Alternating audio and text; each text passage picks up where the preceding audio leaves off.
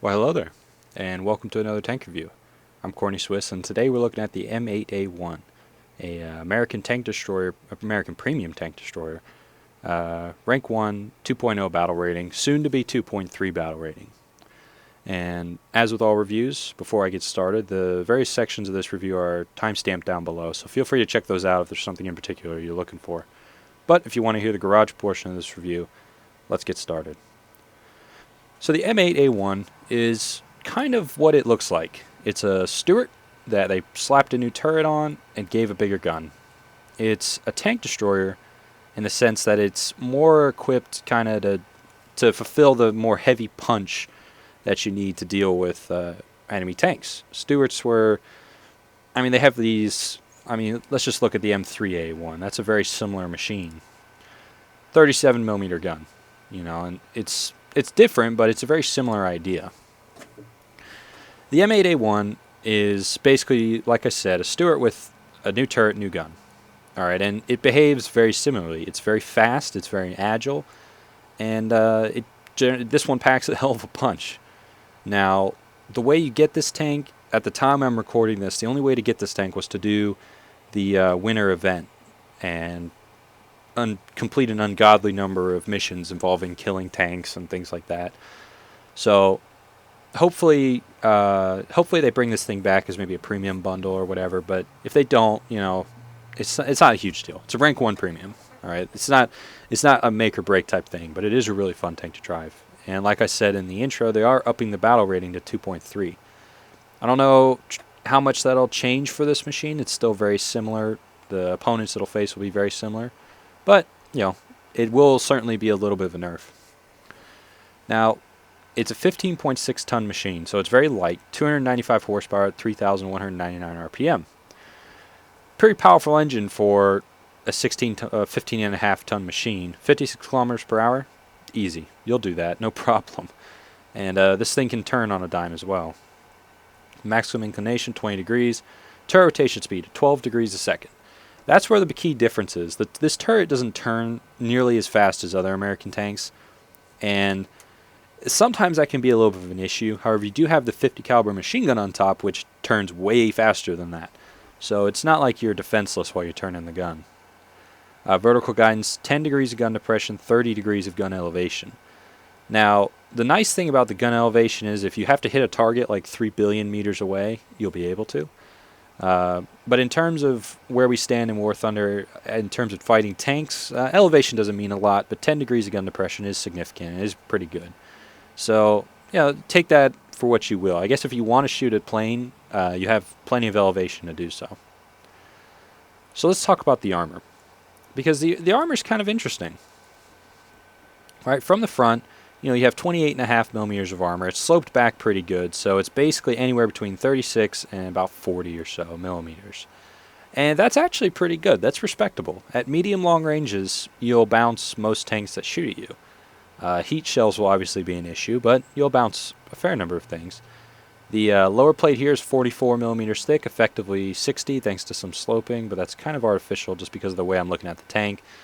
But, so the lower plate's not a weak spot. It's actually pretty much the thickest part of the armor. But the upper plate, not bad. 40 millimeters of armor effectively, that's respectable. At medium long range, like I said, that'll get the job done. At close range, not really. And really what that protects you from is Panzer IICs, and that's kind of it at really close range. Panzer IVs can give this thing trouble at close range because it's very difficult to sort of dodge their shots, and they usually have enough punch to do some serious damage to you. The turret face, you have a 38.1 millimeter gun mantlet, and behind it, the front of the turret is also 38.1 millimeters. And the gun mantlet does cover, there is sort of a hole behind the gun mantlet right in here.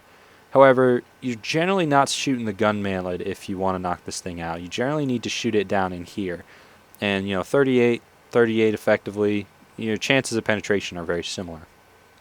So it might just be better to do that. You do have a very weak turret ring, though, 12 millimeters. So I guess if you're right in this thing's face, you can shoot it through the turret ring, no problem. But, this at close range, you can penetrate this thing frontally. I would normally go for the hull. The turret, it's weird, it's rounded, go for the hull. The hull's much better. Side armor, 28.5, 28.5, you know, kind of standard. 25.4 on the side and rear of the turret, and, you know, 28.5 and 25.4 down here. So the side armor is actually not bad. Angling this thing is not a bad idea because you can make this armor, you know, this is kind of annoying because it gets flattened out a little bit, but it's still, you know, 38 or so. And this is now, you know, 40 to 45-ish. So, yeah, it's not a bad idea to angle this thing, but you don't really need to. It's kind of like if they can penetrate you frontally like this, they can penetrate you right here, which is going to gut the tank anyway.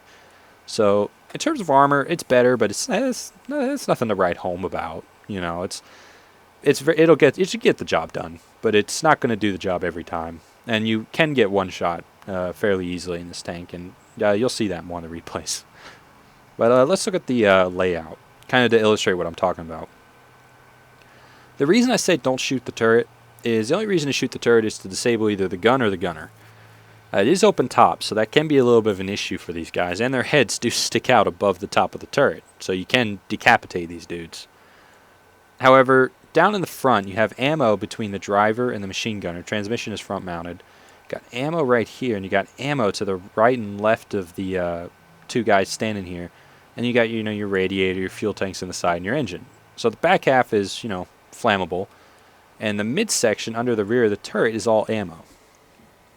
And if you look at it from right here, if you shoot at the driver, you're going to hit ammo on the way out. And if you shoot behind the machine gunner, you're going to hit ammo on the way out. So if you shoot the front of this thing, it's very easy to hit the ammo supply, is basically what I'm trying to tell you there. From the side to the rear of the two dudes standing up, the gunner and the commander, or the loader, whatever job he has, it's commander, same thing. You'll cause this tank to explode pretty quickly. Or if you want to set it on fire, I mean, you got the whole back of the tank that'll set the thing on fire too. So the layout very much favors being shot in the front of the hull, and the armor is basically the same as shooting the turret, so it kind of just makes sense to do that. But the thing that sets the M8 apart from its stable mates and its competition is the gun. Right, you get the 75mm M3 cannon, 46 rounds of ammunition, and you get a 50 cal with 1,000 rounds of ammunition. So the M3 cannon is the same gun that the Sherman has. The M4 and the M4A1 both have the M3 cannon, and I believe the M4A2 does as well. Alright, so those tanks are 3.3 battle rating, 3.7, and 4.3, I think, coming up in the next patch. And 4.7 currently. You're getting that gun at 2.0 battle rating. That's pretty good. It's like that's like Sherman's facing Panzer IICs and T-26s. It's a good matchup. I like that one. But the gun is very, very strong. 8.5 second reload rate. That's with, you know, decent crews. My American crews aren't quite up there yet, but it's relatively quick firing. And if we look at the ammunition choices, it's kind of what you'd expect. Right, you have the M72 shot, which is standard armor piercing for the M3 cannon. Then you have this HE shell, which I never use because it's just not as effective as the M61 shot. And you get this shot for free on this tank because it's a premium, so all the things come unlocked. And the M61 shot is what you should default to. It's just better. It's just a better shell. It has 93mm penetration at 10 meters, 85 at 500, 61 at 1500, and 47 at 2000 meters. So you can still penetrate tanks at 2000 meters very easily from the front. Alright, and it has a nice damage effect when the shell can explode inside the enemy tank. It's just a very, very strong shell. This is the shell you use on the Shermans, and it's a really good shell. So why not use that 2.0 battle rating as well? The M72 shot, yeah, it has slightly less penetration, which, I mean, isn't a bad thing. It has more penetration than you need already. But the damage effect, yeah, it's armor piercing. It doesn't have that exploding effect. I really like that exploding effect, right? And it's just, the M61, in my opinion, is just a way better shell. So that's kind of what you want to use, just almost entirely. Sometimes, I think it is a thing. Yeah, it still is. There's a bug where you need to have one round of M72 shot to have to make the machine gun work. So just load 1 round of that and then the rest M61 shot. They might have fixed it, but they may not have. So keep that in mind. Maybe give it a try and test drive. And if you load only M61 shot and the machine gun fires, don't worry about it. No problem. But it was a bug for a short time, and I think they fixed it. But I've always had 1 round of M72 shot anyway. So there you go. And yeah, so the ammunition, pretty good. 618 meters per second muzzle velocity, that's good. And it lets you pull off some interesting things, because it's 618 at this battle rating is pretty good. It's pretty good muzzle velocity, and also it lets you kind of loop shells over ridges and things like that. It's very cool. You'll see some of that in the replays. But yeah, so an overview of this tank. It's very fast, very maneuverable. Armor is decent. Armor's not bad. And the gun is really, really good. Machine gun, 50 cal is very useful, and you can angle this thing a little bit. Things to watch out for: you can be penetrated by things like 3Es and 3Js, and Panzer IVs can give you issues when they get close. So you kind of want to, at long range, you should prioritize Panzer IIIs. At close range, kind of doesn't matter. Just kill them. I mean, you can one-shot them fairly easily, and sometimes it's difficult for them to one-shot you unless they get through this upper plate and hit an ammo rack. But anyway, overall, that's what you need to know about this thing. It's a Stuart with a big-ass gun, and it's a good gun. So let's move on to some replays, shall we? So here we are in a simulator battle in the M8. And I joined this game fairly late, as you can tell by the Panzer IIc running around. Yeah, I didn't expect to see him, but I did know I joined late, but I didn't know I joined that late, where an enemy could be next to our spawn. But he'll be sufficiently dealt with. And that's what I'm talking about with the 50 cal right there. I was just lighting up his side, and that's the case with all of these German tanks, is that the 50 cal is a really effective tool for really just gutting the tank in between shots. With the M8, it doesn't have the advantage of having the sort of higher mount, so the 50 cal's gun depression is basically negligible. But it is still a very nice tool. For example, on the M103, the 50 cal mount is much higher, and it can actually aim down a little bit. With the M8, it can't really. There's just not much leeway there. So it's something you have to get used to for sure. But it can be a very, very annoying thing for an enemy tank, let's say. From the side, a lot of these early Panzers just don't have the armor to take the 50 caliber shells. And then you also have a 75mm cannon to back up your machine gun, so that's really nice. But we're at a point in the battle where we really need to press the cap, because if we don't, well, we're going to lose. And this Panzer IV here is just, yeah, he's kind of toast. I'm peppering his tank, or I'm trying to, with machine gun. Back up a little bit. There we go. He's done. But now it's become very critical that we need to rush into that cap circle. We're not going to lose the game in the next 5 seconds, but we're getting there. The longer that they hold that cap circle, obviously the shorter we have to win. Nope, and I see enemies coming up, but I don't really want to stop for them. I actually take a hit, but it wasn't a critical one. But I'm going to get in the cap circle and stop us losing tickets, at least from that source.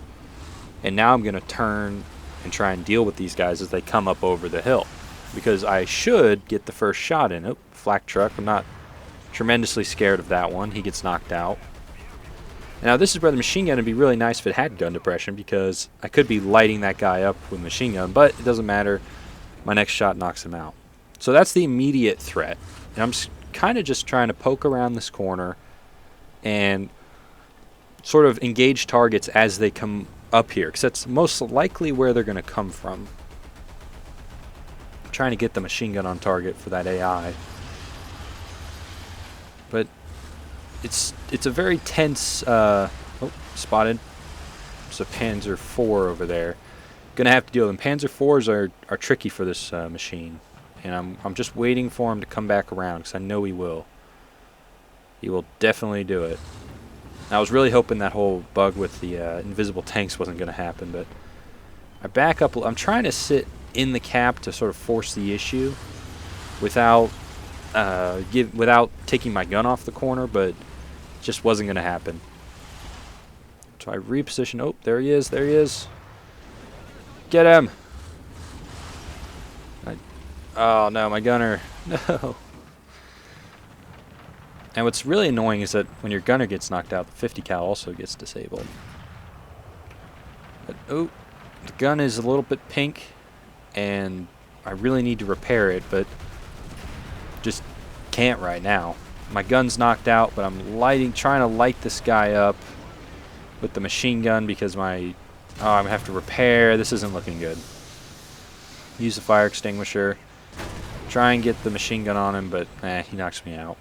And that's kind of how you deal with the M8 in a lot of situations is just get up close on it. It doesn't have great turret traverse, and go to town.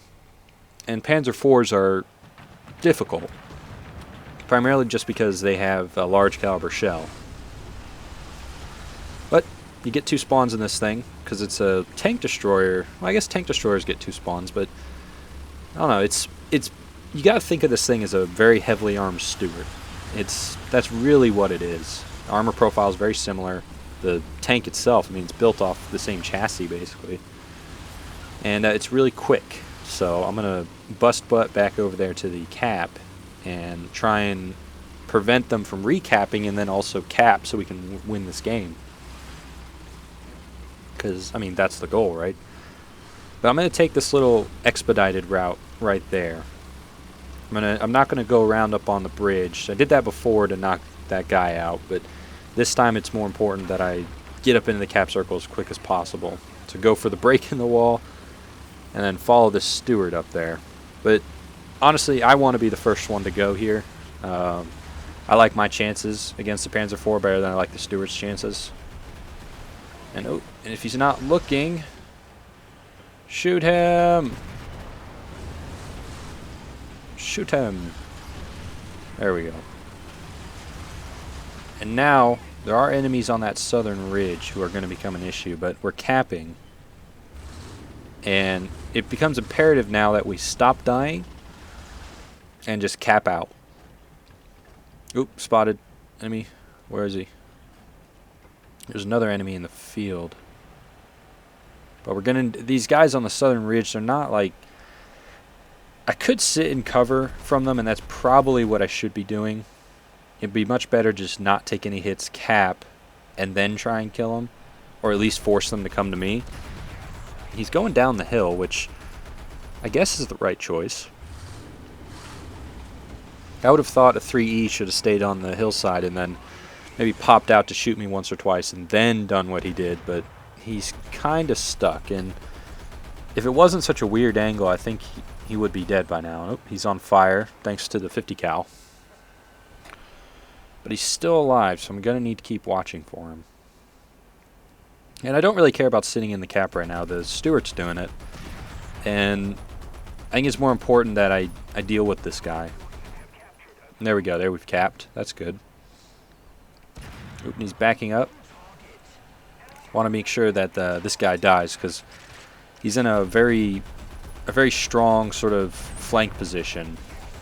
But the nice thing about the 75 is that you can actually kind of loop it onto targets. Its muzzle velocity is pretty good, but it's not so high that you can't sort of pull some tricks with it. Which, you know, is really nice. It's kind of that butter zone. At low tiers, generally it's not going to be a tremendous issue if... a lot of times your first shot doesn't kill someone. The 75 has that first shot kill capability. But it also has a good rate of fire and has the perfect muzzle velocity, I think, for this tier. You can just do all kinds of very cheeky things, and I like that. But we've capped the zone. We have a very strong grip on it, and there's an enemy Stug who's sitting over there. Trying to put shots on him, but it looks like he's being too sneaky. And, oh, enemies behind. I believe it's Panzer IV. Swing the tank around. Get the machine gun on target. Oh, there he is, there he is. Get him. There we go. Got him. And now I'm sitting in the cap circle, which is nice. If you're going to get tracked, you might as well get tracked in the cap circle, especially when you're trying to defend it. But their tickets are very quickly falling. There is the Stug still on the what's it called? The hill or the ridge back there. But oh, Panzer IV, light him up. Light him up. See, and what's nice is the machine gun is actually doing some work here. I'm going to sneak a shell in right there. And he's actually going to, I believe, survive the game. Oh, so sad. I kill him right after the game ends. But, you know, that's fine. It was a very fun game, very intense, and I'm glad I joined when I did. I got a free Panzer IIc kill and then was able to rush in the cap circle and then go back. It's something the M8 is very good at because it's very fast and very has a very punchy gun. It's very fast and just good. Yeah, it's just good. But anyway, let's move on to the next replay, shall we? So here we are in a realistic battle on Kuban, and it's a break game mode, so we each have a zone that we're trying to defend and trying to cap. Now, on break, a lot of times I go for the more defensive route. I usually try and defend our zone rather than attack theirs. What I usually find is that the side that's defending usually has the advantage over the side that's attacking, primarily because the attacking side has to rush forward. The defending side can sit back a little bit. And for the beginning part of the game, I think it's more important to defend your zone than it is necessarily to take theirs, right? Because if a lot of their team are going to your cap zone, and if you defend it successfully, you'll win, because the enemy are out of machines, and then you just casually cap all their zones. If it was the other way around, and if everyone played very defensively on this, then attacking would be better because you can get a closer spawn point and things like that. But in this situation, not a lot of people don't just go to the zone they're supposed to cap, and I don't know. In my experience, at least in my experience, that's the case. Meanwhile, I can just sit here and beast and feast on dudes by kind of just waiting for them to come forward. Like, these guys have to come, if they want to play the objective, they have to come forward into ours cap zone, and I have a perfect position to defend it. I'm on a hill, I got a little bunker in front of me, I can limit who can shoot at me very effectively. And there we go, there goes the Stug.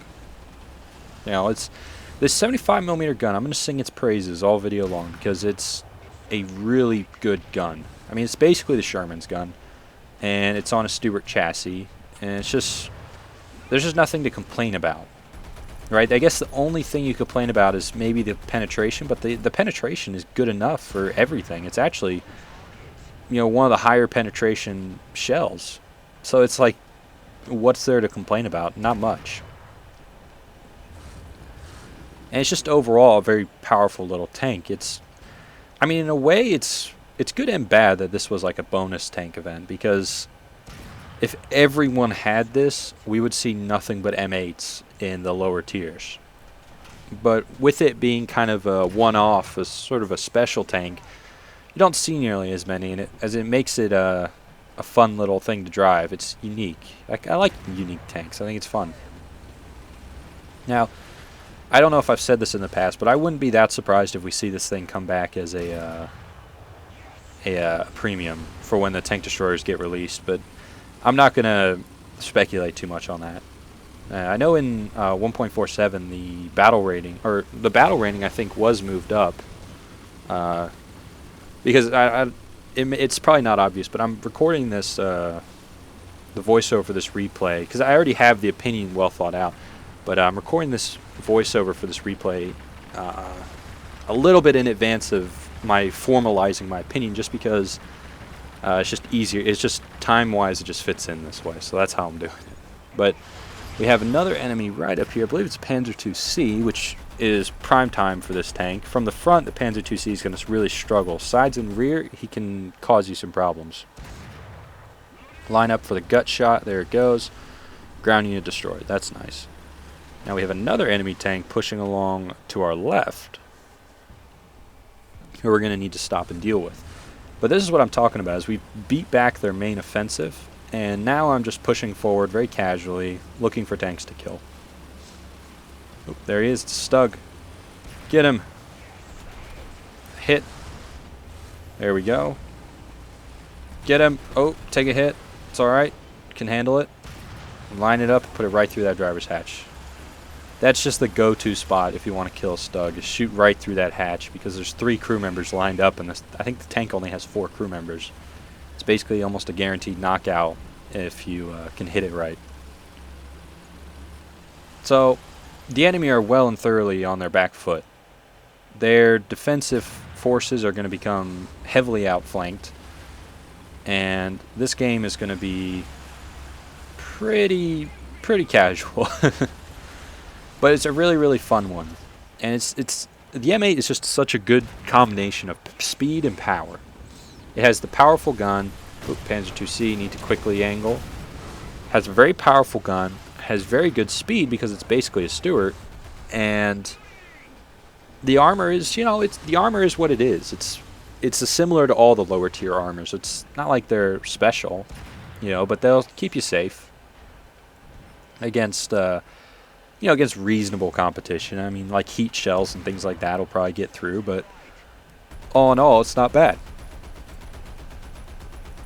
I'm trying to light this guy up with machine gun, but it's not going that well. And I find that if your engine didn't set you on fire, sticking your ass out to your enemy might not be a bad idea, because it's very hard to knock out crew with the engine block in the way.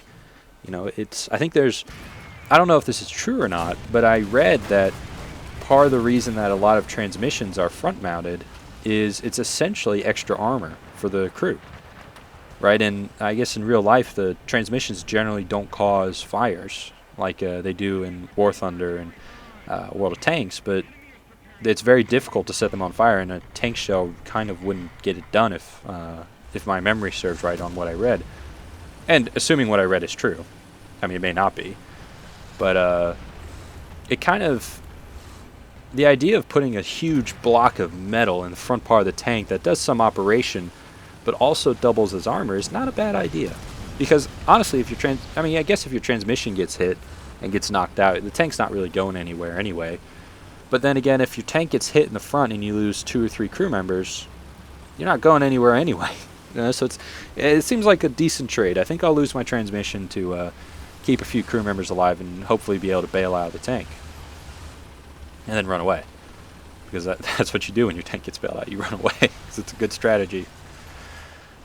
But this battle, we're kind of closing in on it here. The enemy are in a very difficult situation. A 3J is very dangerous for an M8. Any of the sort of the anti-tank German guns, the 3J, 3J I think is the worst you can see. 3J1 for sure, I think you can see as well. Those are kind of difficult. But all in all, it's not oops, turn. New target. More things to shoot. Keep shooting. Oop. He's on fire. He's in an awkward situation, but I'm kind of in an awkward situation to shoot him as well. Critical. Oh, the 3E. 3E is another potent little tank, and he catches me in the side. Unfortunate, but I mean, you are in basically a Stuart variant, so there's not much you can really complain about. But let's move on to the after battle screen, shall we? But don't worry, the battle would end shortly thereafter. We had a very dominating command on that game, and it was a really fun one. And there aren't many games that I play in the M8 where I don't have fun. If you get the chance to grab this tank, you really should. I know it was a very hard event to do because just because of the time commitment it took. But if they ever put this thing out there as a little premium bundle, I definitely recommend getting it, assuming you have the cash laying around. But anyway, let's move on to the final opinion, shall we? All right, so opinion time. What do I think of the M8A1? If it isn't obvious from the rest of the video, this is a really fun tank. It's just sort of prime time, very fun. I always enjoy driving it, and it packs a serious punch against German tanks at this tier, and to some degree Russians as well, and other Americans. It's an extremely potent machine, and if you can get your hands on one of these, I really, really would. Even though its battle rating's gained up to 2.3, I don't think that's going to make a lot of difference. The gun is the same gun you have at a 3.3 battle rating. The ammunition choices are the same. So what's the big deal? You know, the only difference is maybe you'll see, you know, maybe a couple different tanks that you didn't see before, but those aren't going to be a big deal. They're the same, more of the same, basically. So all in all, the M8A1 is a very potent tank, very powerful tank. If you have to fight one of these, I recommend shooting it in the right down the front of the hull or trying to get on its side, because the turret doesn't turn that fast, so flanking and dogfighting is an idea, but it is very mobile. The hull is very mobile, so you don't have to turn the turret that much. But Panzer IIIs can penetrate this tank fairly consistently, and the ammo rack is not in the most ideal of locations, but I guess it kind of is. I guess there's crew members' bodies in the way, but overall it's a pretty well put together machine. And if you have to engage one of these things, try and disable the gun and then pound the front of the hull until you hit the ammo rack, and then that'll set this thing off. So yeah, I hope you enjoyed this review. Really fun tank. If you can get it, you should. But if you can't, oh well. I mean, it's a rank 1 premium. It's not the end of the world. So yeah, thanks for watching. I hope you enjoyed this. Hope you learned something. I hope it helps when you're either driving your M8 or fighting an M8. And yeah, thanks for watching. I've been Corny Swiss, and I'll see you next time.